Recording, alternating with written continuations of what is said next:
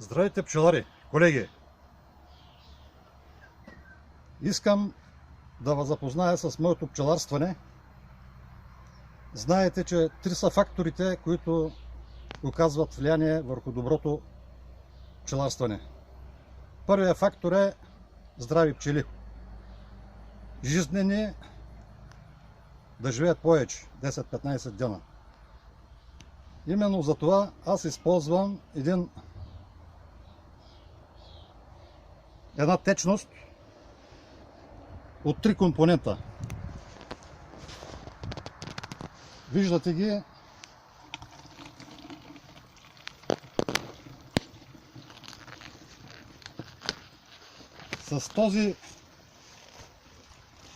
С тази течност може да впръсквате пчелите си по всяко време в интервал от 10 дена.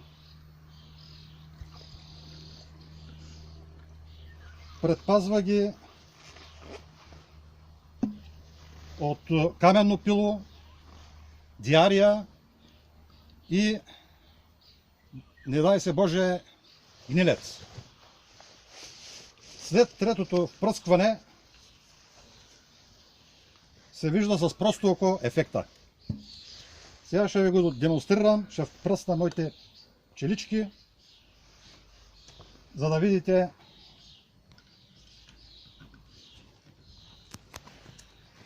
как стават нещата. Сложих малко в повечко, но това не пречи.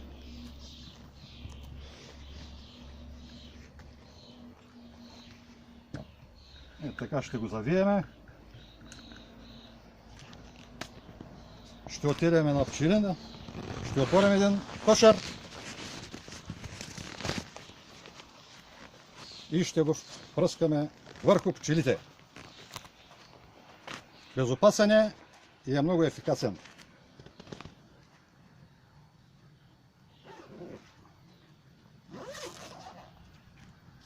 Ела нататък.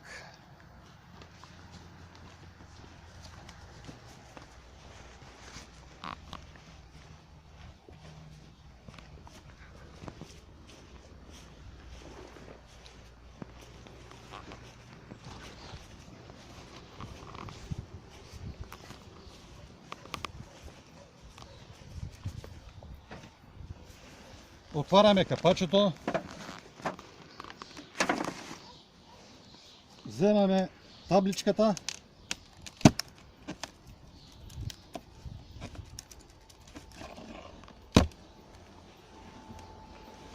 ставаме го така, както трябва да е, разбъркваме и пръскваме в кошера.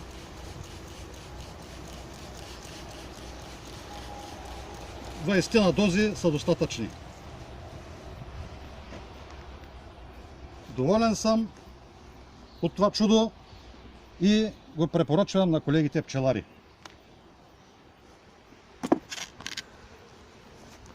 За да имаме здрави пчели, да не се разболяват, за профилактика и гнилец ранен стадий се използва.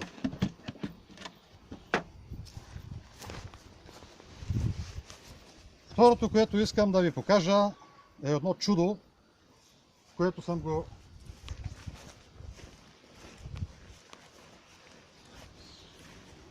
съставил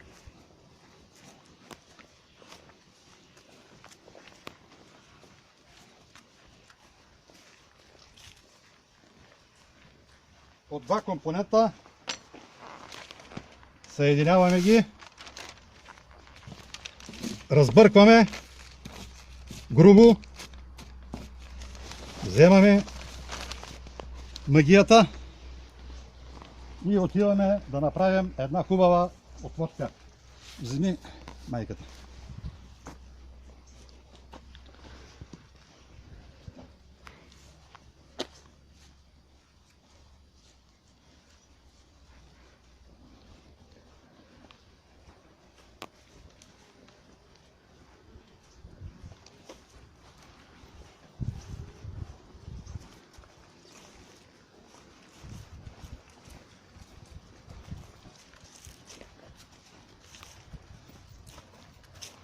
И двата продукта са безопасни за пчелите, така че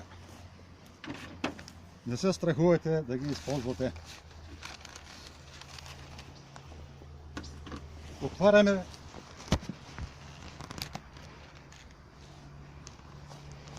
лъщицата, вземаме пушилката и от тая страна.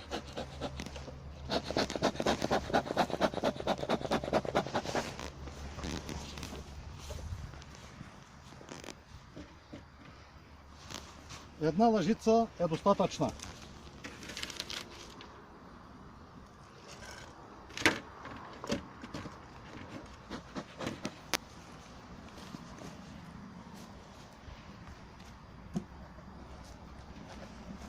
Трябва да се продуха добре.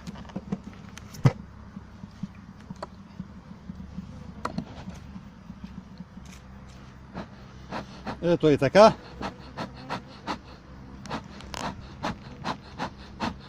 Тридесет 40 облака са достатъчни.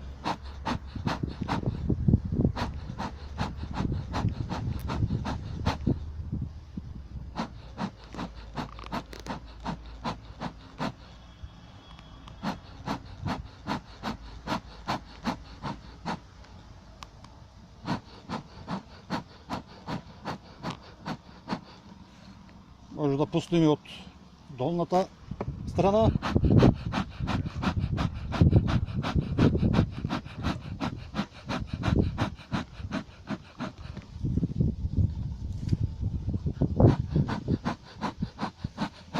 Мисля, че е достатъчно.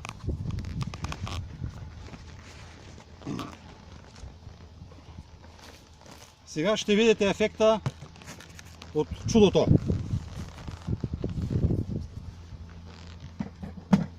Всичката пчела спи. Всичко е приспано. Виждате?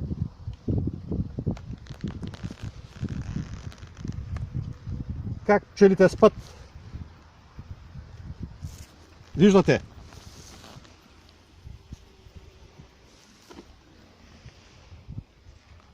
Така ще спят 7-8 минути, след което ще се събудят и ще почнат своята работа.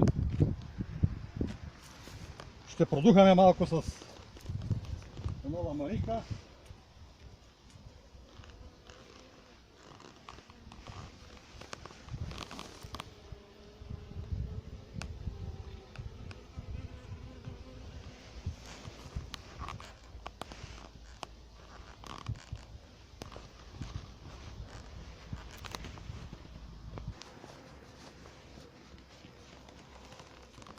Хубаво е да е с ветрило, но в момента нямам ветрило.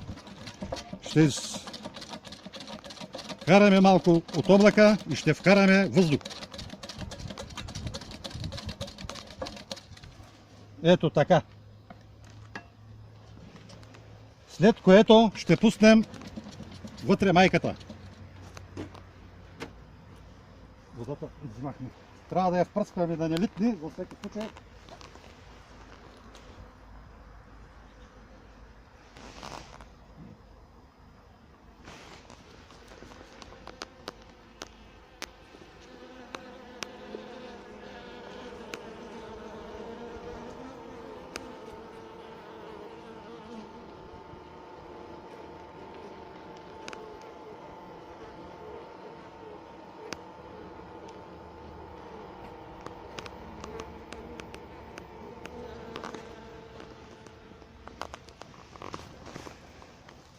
Ето е така.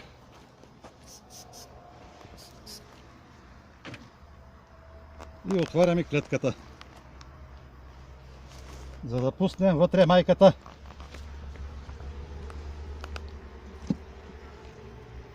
Майката е пусната. Виждали са?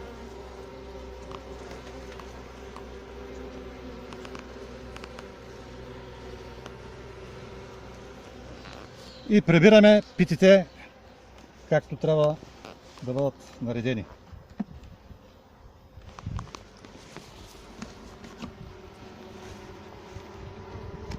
Майката е тук. Вижда ли са? Да. Добре. Сега ще сложим едно тюлено перде или завеска.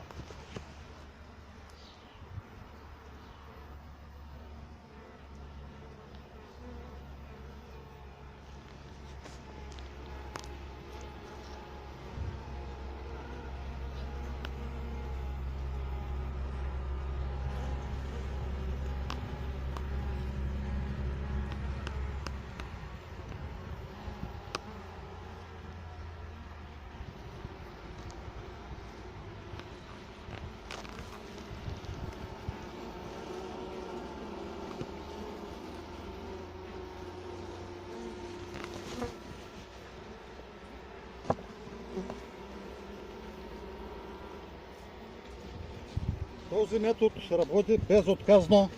Майката бива приета 100 на 100. Не 100 на 100, а 100 на 1000. Тук после ще сложим преградна дъщица. Ето е така. Ще сложим един празен корпус.